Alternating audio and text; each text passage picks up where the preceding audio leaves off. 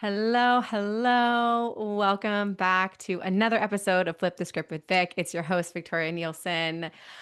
Oh, I'm so happy. I start every episode like excited and happy, and I hope you guys feel that because my guest today is a literal ray of sunshine and also one of my mentors and friends for the last 5 years, Meg Sylvester.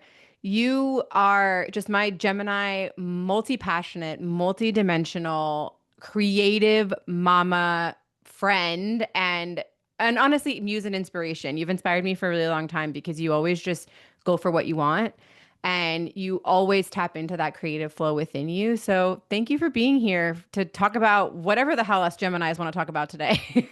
I know. I'm excited to see what comes up. And thank you. I can't believe it's been 5 years. Wow, like really. I mean, you've seen me through so much. I think I was super pregnant when I kind of first reached out. We were friends before that, but when I first was like, Meg, we have to work together. And then you Hmm. helped like doula my book into the world and Hmm. Hmm. doula little Yeah. Victoria into blossoming Victoria. Right. Ah, man, I know. And you've seen me go through so much or evolve, move through so much since we first started working together. I always think it's really special when you find friendships, where you're so celebrated for your evolution. I think sometimes some friends or even clients sometimes can feel a little bit betrayed when the person they became friends with or the person that they signed up to work with goes through their own evolution, and so it's really lovely to have women in my life and men in my life that um love me and see me as a friend unconditionally, and so Absolutely. it's very comforting to me.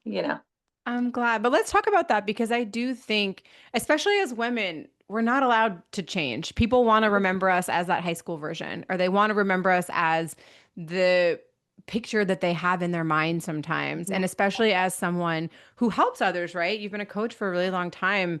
How was that? And how did you navigate that? Because you're just a naturally changing, evolving person. I feel like you are a Mhm. chameleon. So Mhm. to have someone not like that part of you, I'm guessing can be very challenging.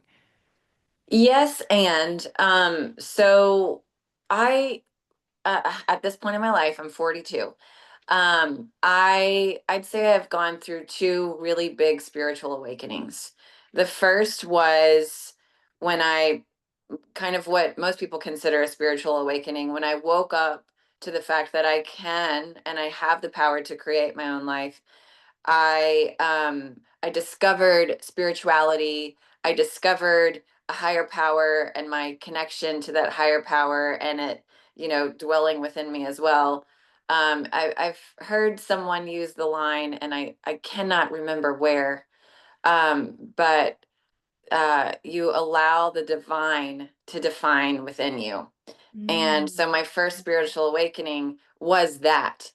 And I swung very much to one side of the pendulum, so much so that I left one box, the corporate box where I was climbing the ladder and, doing all the things that my parents would be proud of, that society would be proud of.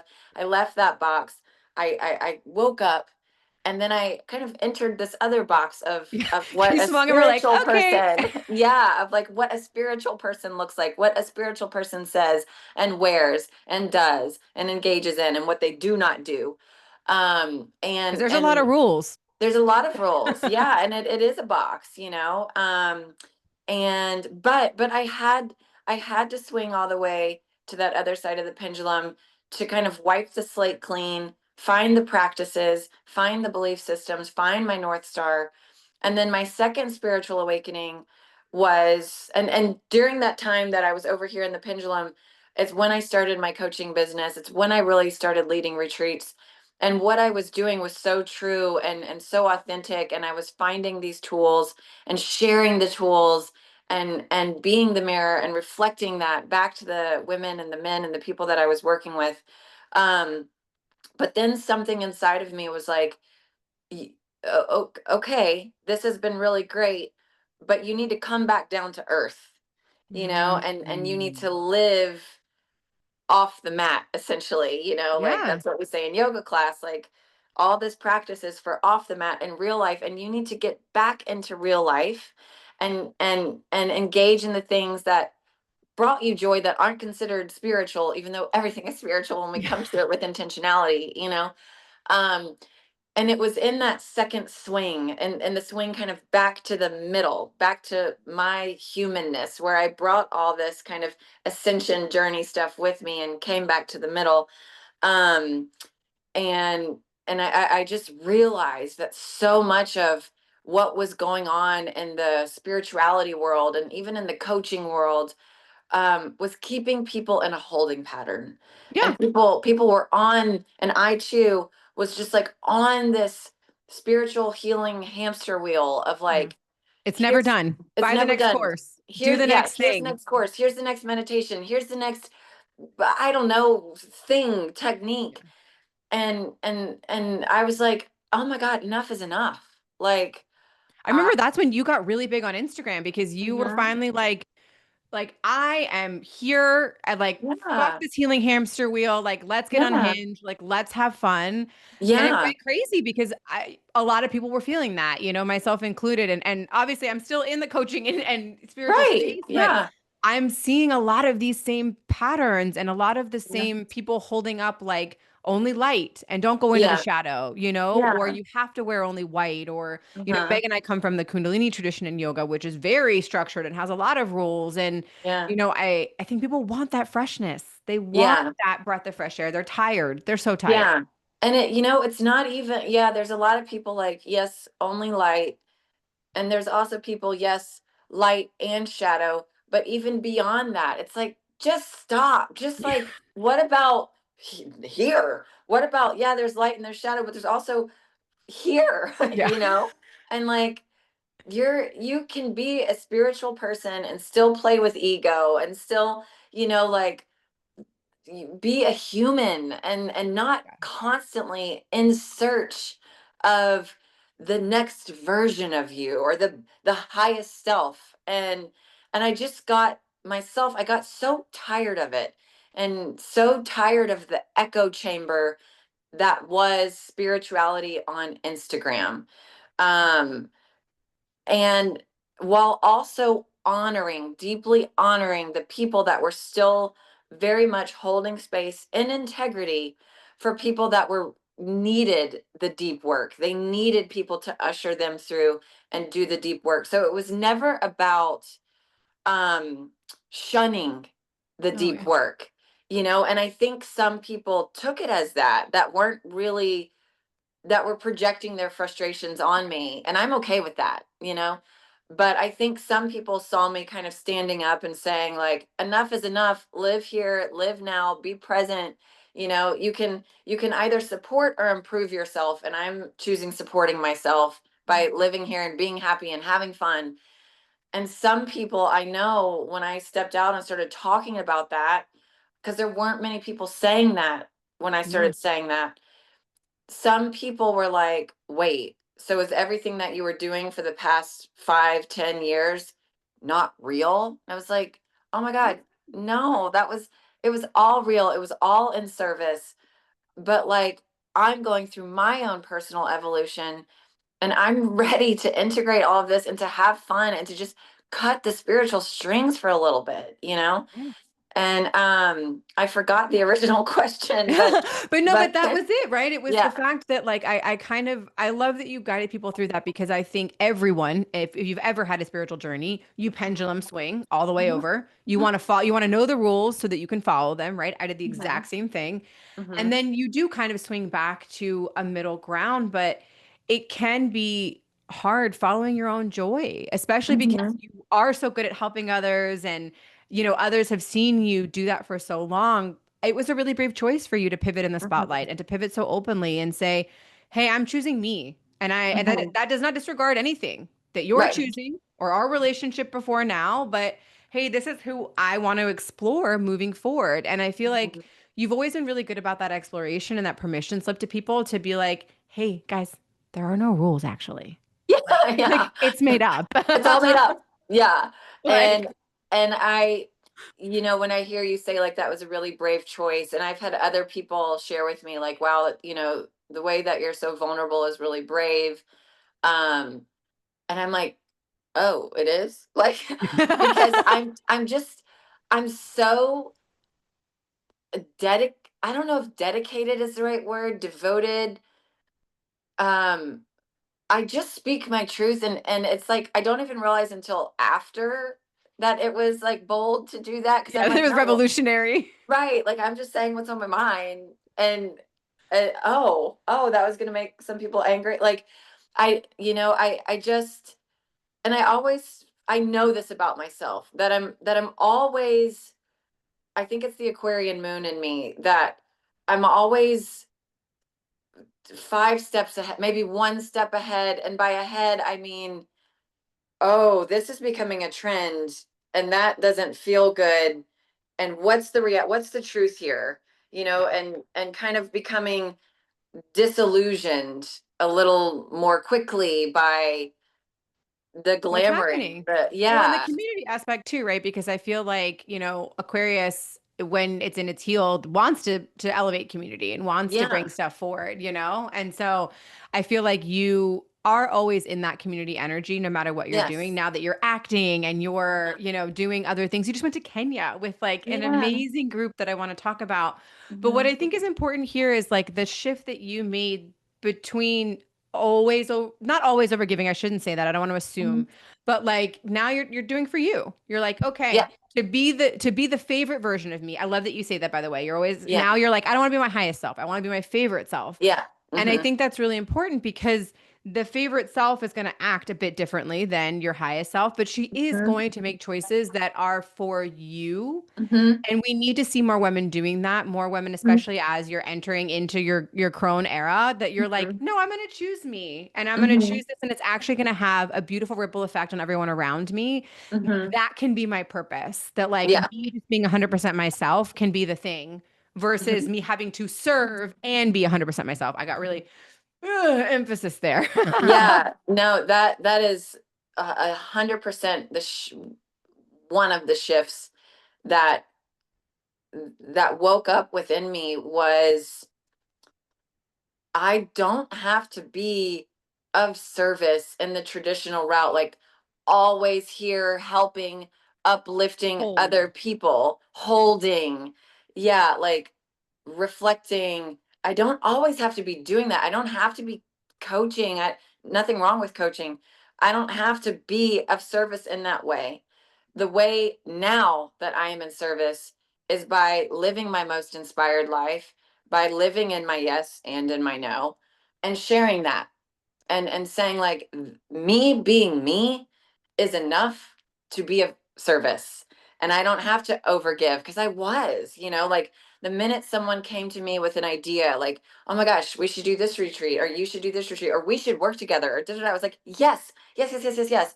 And now I even, I mean, I stepped away from coaching, um because it was my truth of like, I don't I don't want to do this anymore. Like I want to Yeah. And that live. can be enough.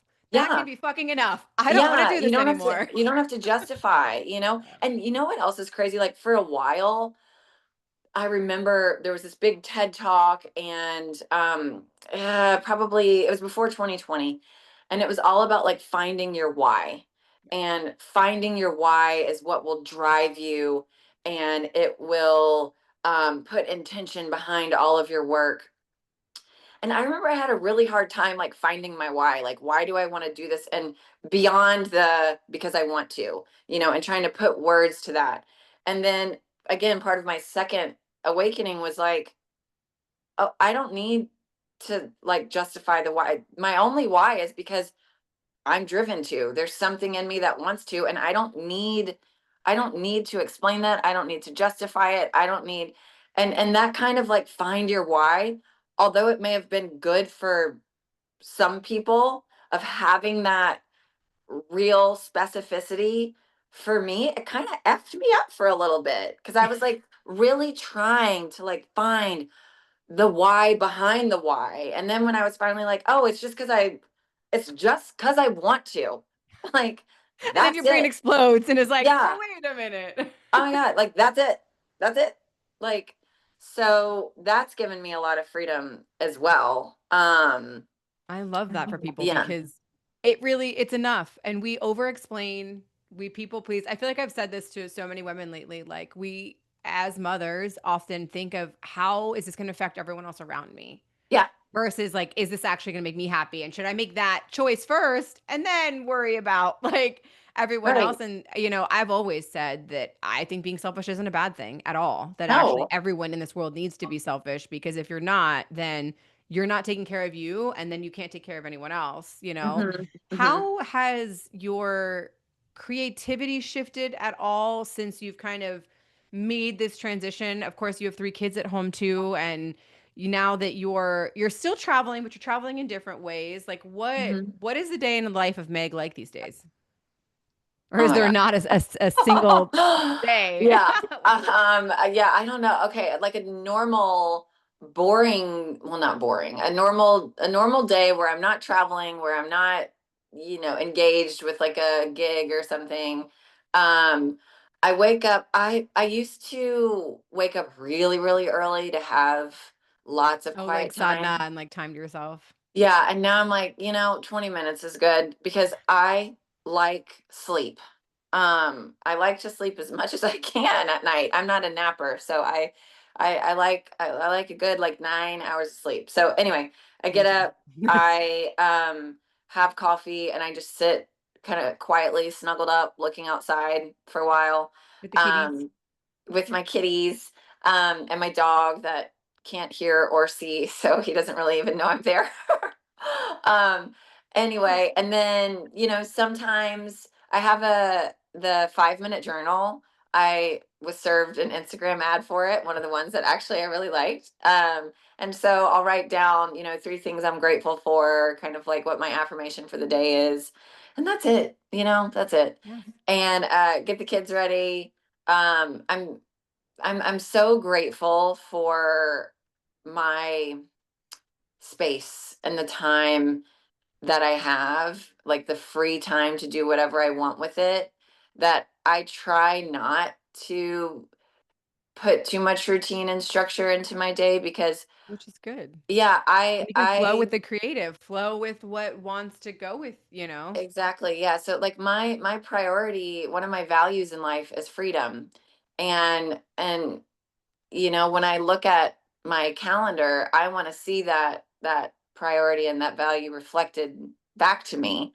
And so I do have a lot of free time in my day to do whatever the fuck I want. And I feel very um privileged being able to say that because and I recognize the privilege in that statement, because I know a lot of people aren't able to do that. And so I don't want to make that seem like the only way to No, live. but Yeah. I think it's important that you give yourself the space, I think is the message here because I could say Yeah. the same thing, right? I know I'm privileged. I left my corporate job. I'm working Hmm. from home now. I make my own Hmm. schedule, but to that same point, freedom is a big value of mine. And so I Hmm. think no matter what it is, discovering maybe what your values are if you don't know yet. Do you Hmm. have a handful of core values and then how can you iterate your life around them? Yeah. Is important and your life doesn't have to look like anyone else's. Right. But I Right. think that creativity for you or that space for the Hmm. creativity is like uber important. It is, yeah. And, kind of going back to that, what do you value? I think the two biggest barometers of are you living in alignment with your values is your calendar and your bank account. Mhm. Like look at your expenditure of time and money. And is that reflecting back to you the sensations, the feelings, the values that you really prioritize in your life? And it's a really quick wake up call. Mhm. I know for one of the values that I'm really working on prioritizing is global impact, and am I living a life in alignment with creating a better future for our children? And quite honestly, to you, I can say no, I'm not. Like I look at how often I use Amazon, how often I'm making impulse purchases, how often I'm purchasing things with single use plastics. And it's been a real wake up call to me of like, I say these things, but am I living in truth? I'm trying to deconstruct a lot of structures in my life right now that were based off of consumerism and quick fixes that are not good for the world. And I'm more than happy to call myself out about it because I need to be called out about it. So that's just an example of The being shift, but no, really but it's real. truthful. And Right. like, and the radical responsibility and honesty I think you have to have with Mhm. yourself because I mean, I could say the same thing. I remember in my TED talk that happened a couple months ago, I ordered a bunch of dresses because Mhm. I got a rent the runway dress, which ended up being the Mhm. dress that I Mhm. wore.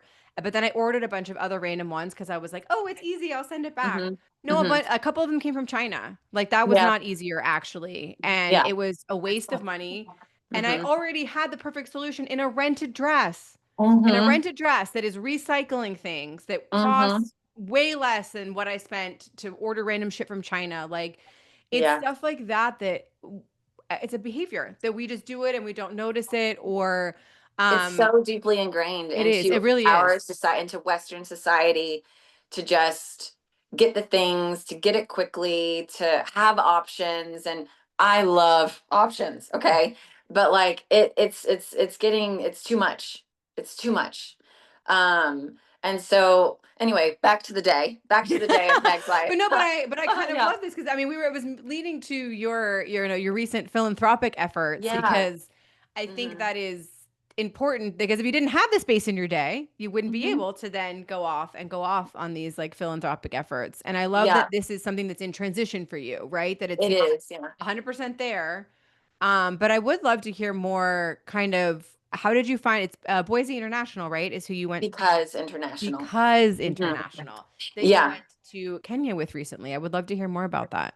Yeah, and so the thread of philanthropy has always been kind of woven through me. I worked at a wildlife refuge sanctuary in Thailand for a long time, and um, there's always been this kind of aspect within me, but it really was activated in this last trip. I think because where I'm at in my life right now.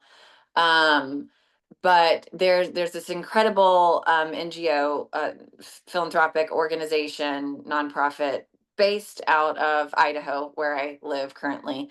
I was connected to the president of the organization through a mutual friend, and she was like, I don't know how Meg fits into your organization, but you guys need to talk. I just have a feeling.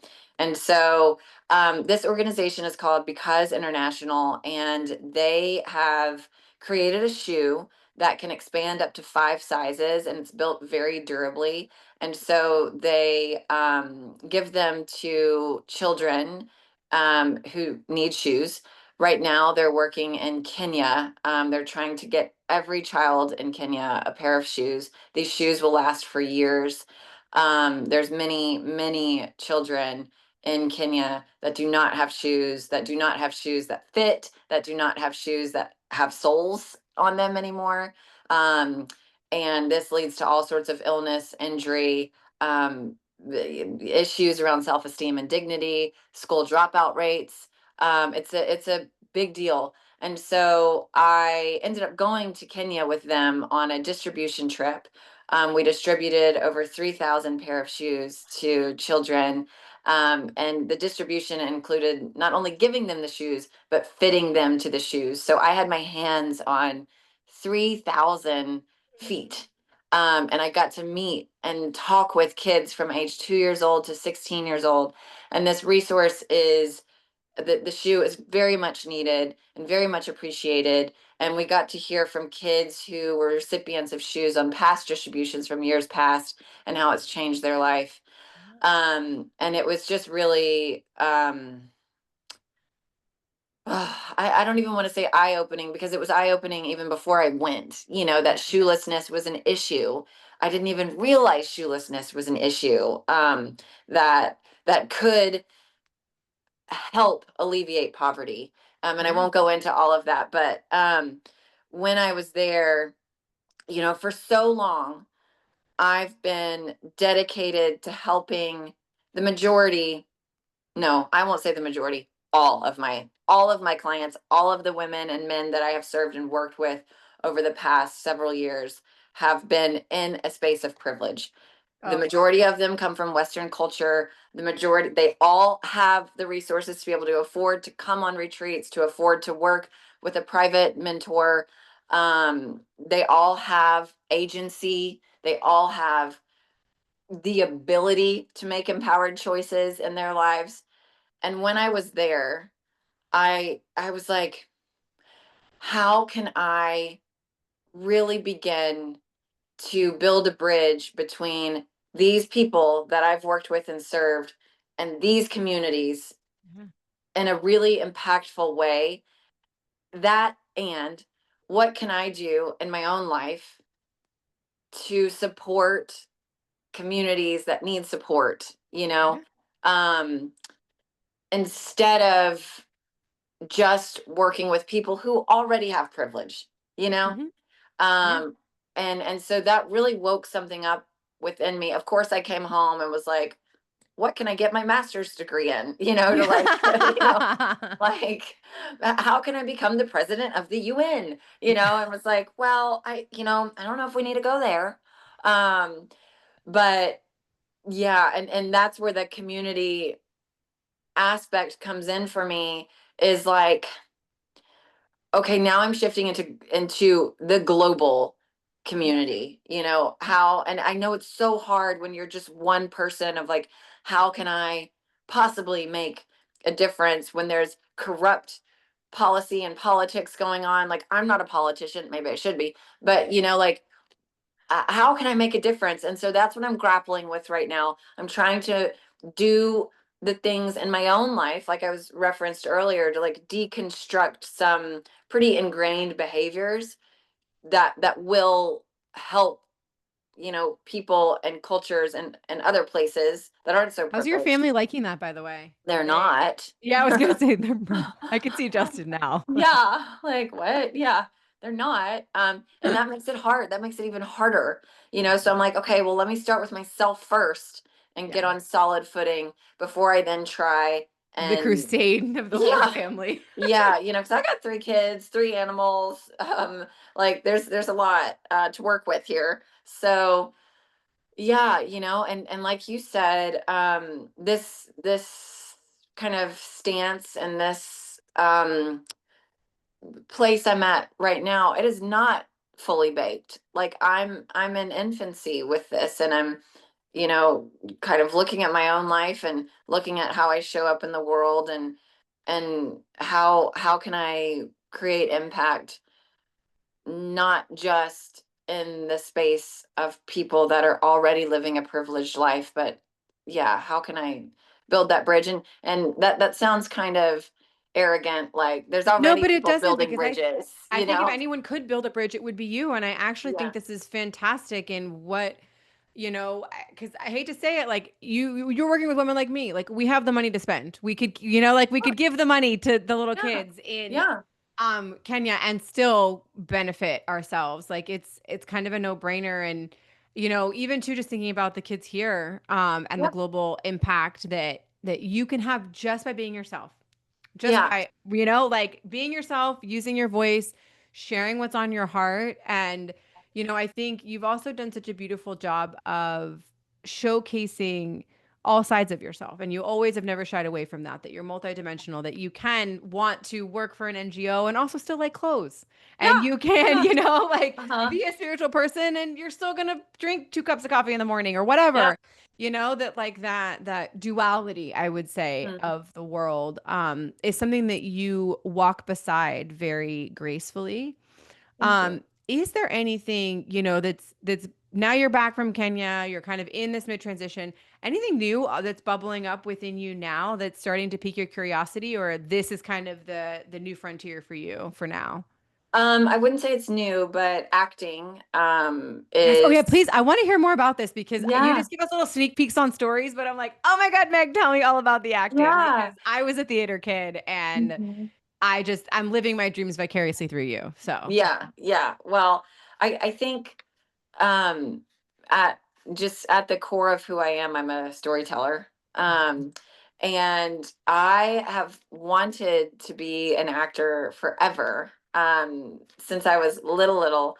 But I remember going to one theater summer camp when I was a kid, and I hated it. I hated it so much. And I was like, this isn't, this is fake. This isn't real. And now looking back on it, I just realized even at a very young age, I didn't align with the way acting was being taught. Um, Okay. and which was acting, this sounds so weird, but like the acting was being taught as acting. And Instead of just now, becoming the and character or like exactly, becoming the yeah, thing. and I Okay, no, was that makes like, sense. I don't like this. So for a long time, and I'm very stubborn. So like Shocker. I know. So like at a young age, I was like, well, I want to do this thing, but I didn't like it. So I kind of cut it off. And then the dream was so big that I like convinced myself that it was impossible for me. And Like, how many people do this? How yeah, many people do you just end up saying to yourself, "Oh, never mind," or "Oh, I didn't really want that dream anyway," and you try and like yeah, downplay it when really you really did, but it was just yeah. big and fucking scary. Yeah, it's a big dream. And so I just kind of convinced myself like that's just a big dream, but it like won't it like there's no way it will happen. No way. And then so I was a dancer. I got book deals, like wrote books, like all these other creative outlets that I pretty good at. And then finally right before I turned 40, I was like, why am I not giving myself the thing that I really want? Like, and I don't want it for any other reason than that I want it, you Yeah. know? Like I remember when I first started coaching and um looking at authors like Gabby Bernstein and um Jen Sincero, and I got it in my mind like, oh, the next thing is you write a book. Yeah. And This so is these are like, the steps you follow. This is how you do yeah. it. Yeah, yeah, yeah. Yeah. So writing a book became very important to me. And I don't want to say that it was inauthentic. Maybe seeing those people like woke something up within me that wasn't there before. And I love writing. But acting had just always been there for no reason other than it was planted in my heart. Yeah. And so finally around my 40th birthday, I was like, let's go. What And am I so doing? let's go. And so I found a studio in Austin, Texas, where I was living, did a full immersion over the summer, relearned what acting really is, um, which is living truthfully under imaginary circumstances. It's not acting and stepping into this role of a character, and pretending. It's living truthfully. And so, I love that, by the way. I don't think I've ever heard it explained that way.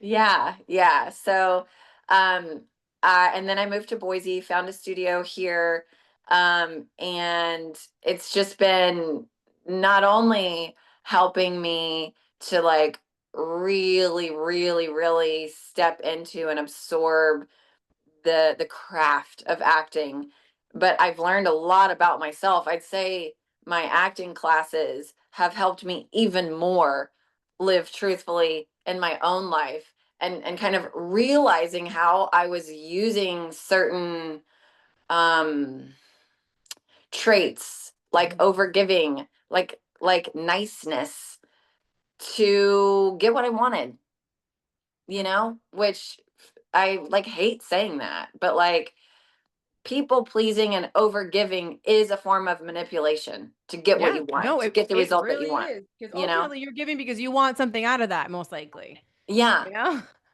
Yeah. I mean, why else would you overgive? Like you either want approval Hmm. or you want Love. You love want. or you want a transaction, you want something. Yeah. And so acting classes it's helped me to live with no transaction in mind, That just is like fucking live so truthfully. amazing. If Yeah. we could all live with no transaction in mind, like, Yeah. wow, no, I'm going to take like that. I'm going to have to think on for a while because truly, I mean, everything is an energetic exchange. And Yeah. so, in some form or other, whether you're conscious of it or not, you're Hmm. literally always exchanging things. And Yeah. so, like, how can, yeah, you just How blew my can mind, Meg. right, like really, how can you live from your truth versus the the truth of the manipulation that you're dancing in, you know? Because I'm sorry, you're most likely dancing in manipulation, especially if you are like if you have a business or if you're a coach of some kind. Again, you may not be doing it consciously, but like you either want some kind of outcome, you want some kind of transaction. Yeah, You may be thinking the long game where you're like, right. oh, actually, Yeah. I want them to do this in 10 days. So I got to do this now. Again, maybe Mhm. you're not conscious of it, but Mhm. it's happening. Yeah, And I'm guilty of it too, and for sure. I don't know if that's necessarily wrong, you know? Yeah. Like it doesn't we don't have to label it as wrong, but to be aware, you Yes. know? And to be aware of, is this manipulation end goal that I'm leading someone to through the path of kindness? Is it actually what I want? You know? Yeah. Is it actually what does that end goal like really, really light me up anymore? Or am I just so used to being in service that I feel like I have to do this? So if you, some of you that are listening may be totally new to me and some may not, but like you probably have noticed if you've been following me for a while on Instagram, I'm way less active on there. Yeah. Like I just And you posted about squirrels now, which I love. yeah, I go on squirrel walks. That's part of my daily routine is I go on squirrel walks to like say hi to the squirrels in my neighborhood, and that's it. You know, I walk around with a big bag of peanuts, which I have lovingly named as my nut sack. I love um, that yeah, so much. but anyway, like I care about so much more and also so much less. You Yeah. know, like I have so much faith and that is what is meant for me will find me that I am just not playing the game on Instagram anymore. I'm just not, you know. And again, there's nothing wrong with the people that are showing up on Instagram. I am in no way shape or form shaming that at all. Um but it I don't know, it's just my priorities have shifted so much and I'm very much committed to like living truthfully and I know when I put my mind and my intention on something, it happens. It happens. Oh, absolutely. You're a You know? magic manifester, Yeah. truly. Like Yeah. you can create miracles out of nothing. And Yeah. I love that you're giving your attention elsewhere though, because I feel like I am guilty of this where sometimes I feel like I pour all my creativity into Instagram and then Yep. I don't have any creativity for I me. felt that big time and was And I like, had a no. download the other day that literally, I think I wrote down, like, it was literally like, save some for you. Like, it Yeah. was like, you don't have to create for everyone else. Like, create for you and literally show fucking no one. And Right. that's perfect. Hmm. Hmm. And that's the space I'm living in right now. I felt Instagram and social media siphoning all of my time and my creativity and I was like, this is so dumb, you know. And it's easy for me to say that because I'm not marketing any offerings or you know like I really don't have a business on there. So again, I realize the space that I'm saying this from is not the experience that everyone else is living in. So I'm not like shaming anything at all, but like yeah, I was like, I don't want to give all my creativity and all my time to a post, you To a know? little And square like, box. right. And like that post isn't even leading anywhere to anything right now. So like, it doesn't matter. And like, I'd rather It's be, another form of consumerism. yeah, yeah. And I'd rather be dancing. I'd rather be doing nothing. I'd rather be, you know, like scribbling and doodling and I don't know, like daydreaming and working on acting, you know. So the other day on Instagram, I shared in my stories like, you know, lately I've been really contemplating this idea of being stuck. And it's very Oh, I much saw this. Share it here because I yeah, think it's important for people to hear. Yeah, it's very much like kind of a Western culture thing, especially American, because we have the American dream and, produce and Keep make money and all climbing, that. keep going. Keep climbing. Yeah. So we have this kind of subconscious belief of stuckness. I am stuck right now. And really, the only way that you're going to be stuck is if you convince yourself that you're stuck. But it you're really not stuck. It's just you're in process, and a way to kind of reprogram that belief of stuckness is to just say, like, what's the most important thing in my life right now? Or Yeah. what are the couple most important things in my life right now? Where do I feel stuck because I want to be moving somewhere? And then just immerse yourself in that world. So, using myself as an example, like, obviously my family and my health, those are very important things to me. Outside of that, the most important thing to me right now is acting. It's the most exciting, it's what lights me up. And so I'm immersing myself in that world by reading books, listening to audiobooks, going to training. Like, I go to classes, I go to trainings in acting, and I don't feel stuck. So even though I'm not like having all these gigs coming in every day all the time, I'm I'm I'm living in service to the dream, Yeah, and you're making I'm little I'm movements. You're being the energy. You're being yes. it, Yeah, instead of saying, I'm "Oh, I have being to that. wait to arrive at this place." You're like, "No, I'm it Right. right And now." then we take courses on like how to get unstuck or how to, open up the blocks. But really it's like just do the things. Like, you know, Just take a like little tiny our action. right, and so like yeah, that's where I am, and acting, it feels so true.